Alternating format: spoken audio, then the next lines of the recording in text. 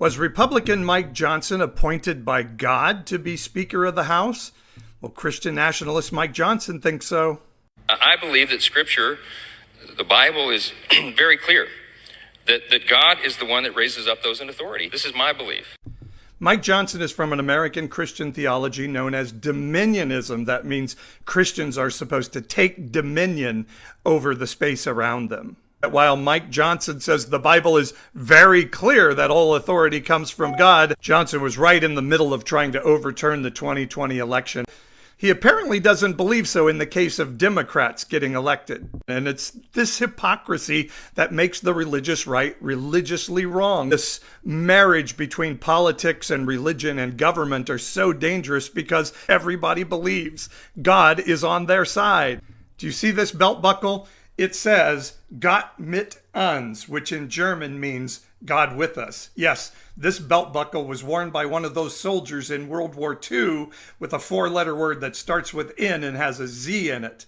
They believed God was on their side in World War II.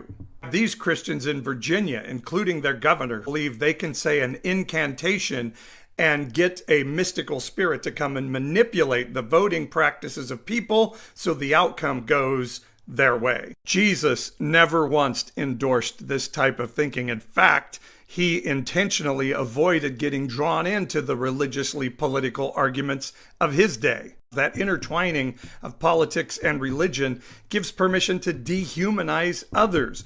Jonah in the Hebrew scripture thought he had the right to dehumanize people he considered enemies of God and ended up telling God he'd rather be dead than live in a world where God had mercy on those people. Yet people who claim to be Christian and followers of God, like Marjorie Taylor Greene, Lauren Boebert, and people like Mike Johnson want to use their God-given authority to say people of color, immigrants, queer people, women who want access to good health care.